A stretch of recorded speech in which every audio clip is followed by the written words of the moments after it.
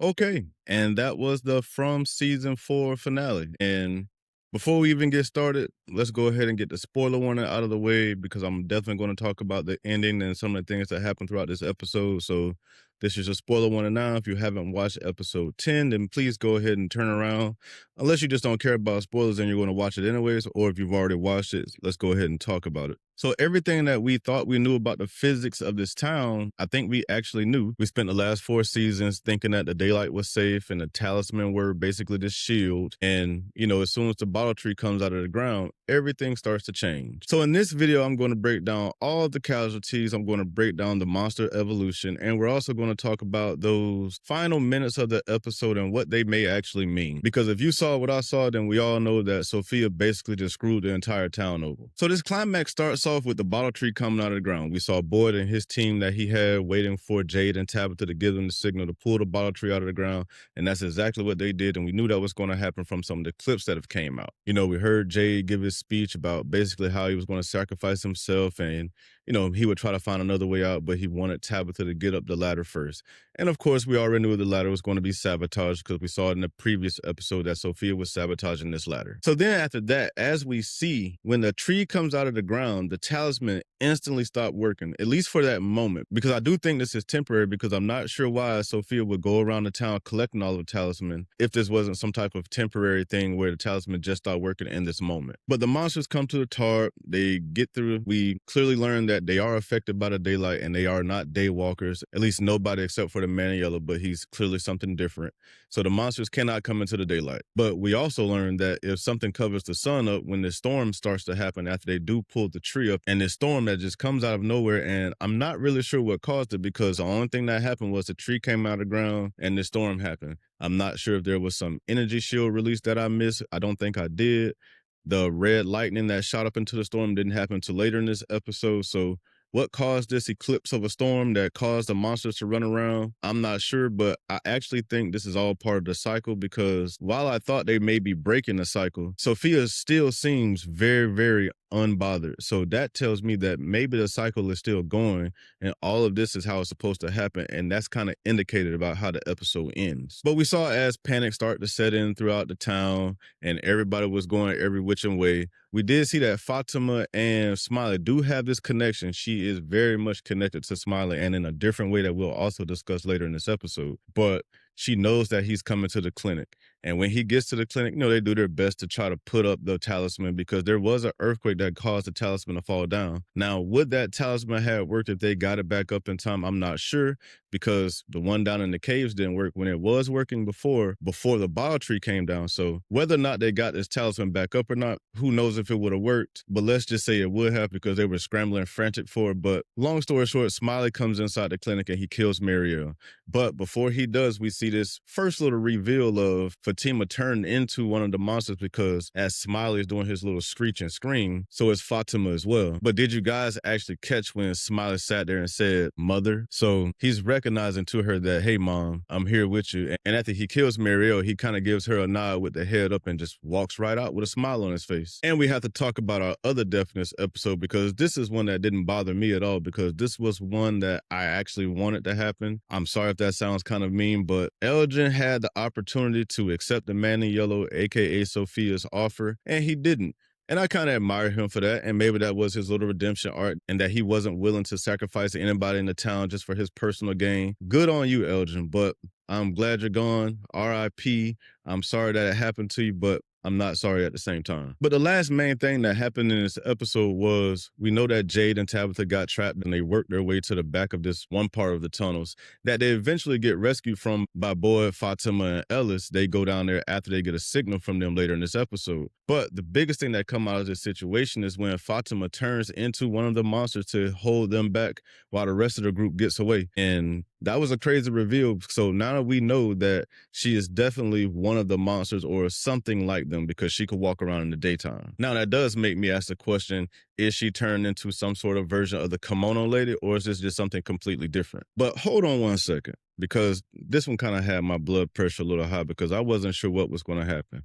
Because what the hell was Henry thinking this entire time in this episode? And we know that he's been going crazy and he's been going through it. And he thinks that this dream world that his dream son Victor told him that he has grandkids and Eloise is still alive, that the show creators confirmed to us this week that Eloise is actually dead in this story. So, he's in this dream world where he has his entire family and he thinks that pulling a gun on Victor is the way to go ahead and get back to it. And he's a terrible assassin, by the way. We see him throughout this episode. He collects the bullets, he goes to the post office, and eventually gets the gun. But all of that to get shaky hand in a moment where he's supposed to cut the anchor. And I'm glad he didn't kill Victor, and I really didn't think Victor was going to die in this episode.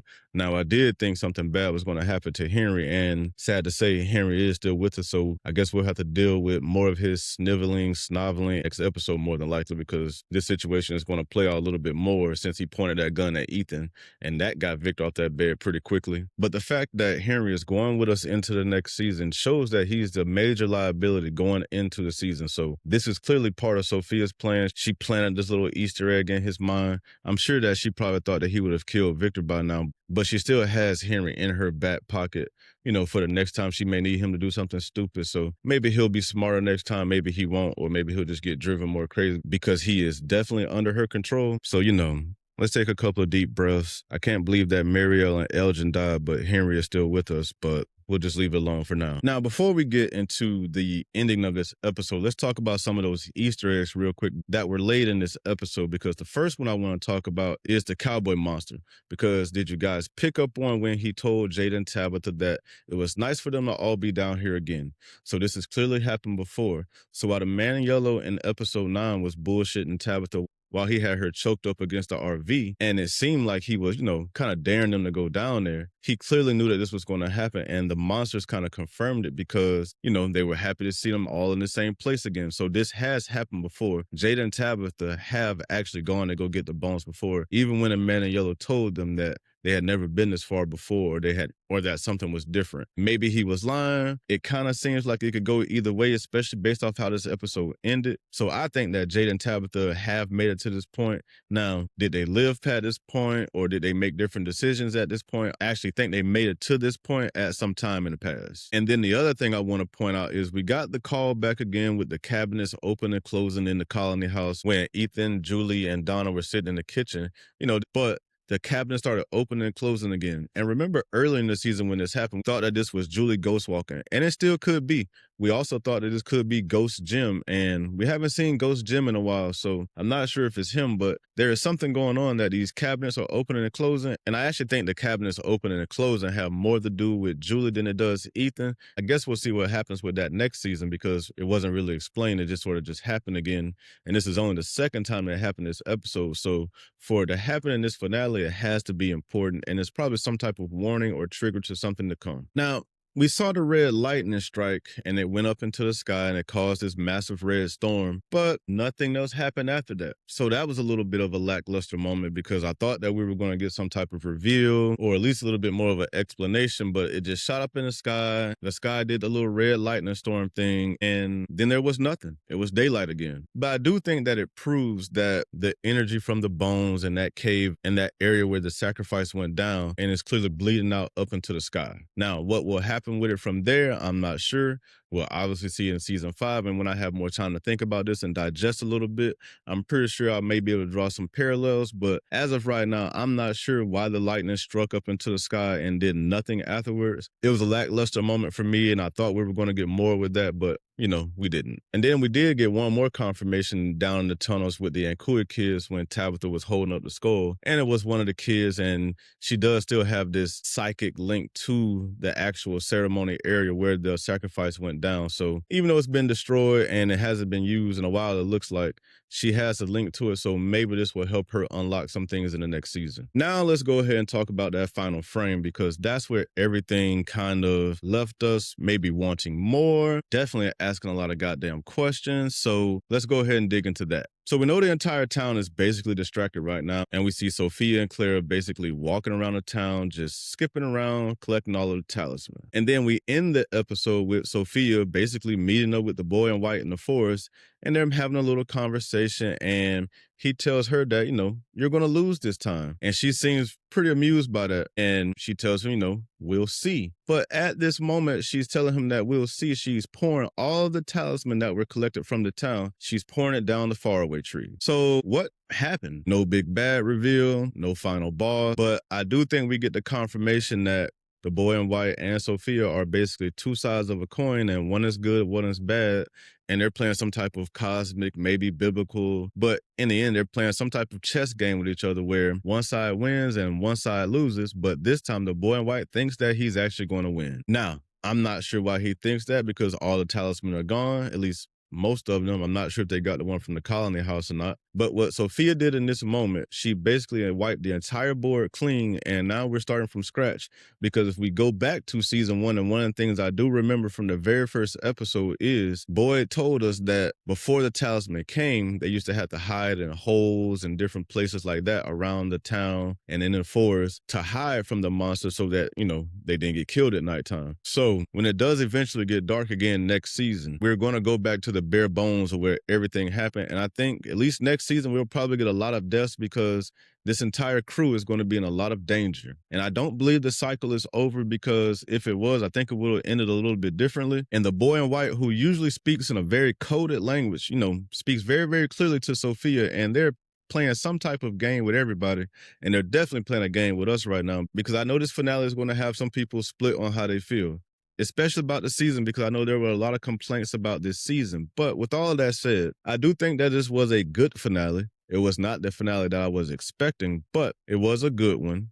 This was the penultimate season, so it was never going to be a lot that was going to just blow our minds, in my opinion. They had to build for the final season, and they definitely did that. So with that being said, I think everything now pushes towards season 5. And I do think we have a lot to look forward to in season 5, because it's probably going to lean more into the survival horror, especially with all of the talisman missing. Now, they did go down a faraway tree, so that doesn't mean that they can't pop up somewhere else in the town, but they may have to go back to maybe where Boyd originally found them, and who knows if they're going to think about that. So the talisman are gone for the moment, and who knows if they're going to get them back. But I think we're going to go back to what the core of the show is, and that's survival horror. The next season is clearly going to pick up right where this one left off. That's pretty much the cliffhanger. It left us right there, and it's going to pick up right there, much like this season started with Jim dying again. But I do think going into next season that story walking is going to be important. The creators of the show actually kind of said so that we are going to explore more of the story walking in the next season. But I don't think it's going to be this thing to rewrite the town or,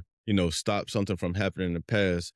From listening to them or reading what they said, all indications are the story walking is going to be a way for them to see what happened and basically not make the same mistake again. At least that's the way I interpret it. You guys tell me if you interpreted it differently. And I think we're also going to see a massive shift in Ellis. Ellis is probably going to have a bigger role to play now that his wife is turned into a monster. And I'm not sure how long they're going to try to keep that a secret, but it's going to be interesting what they do and do not tell people about this situation. Because Fatima is obviously going to get out of this situation and come out of the tunnels. So when she does, and arrives later, how are they going to explain why she wasn't with the group when they returned to the town? That'll be an interesting conversation to see play out. So like I said, the board has been completely reset. Sophia made sure to do that.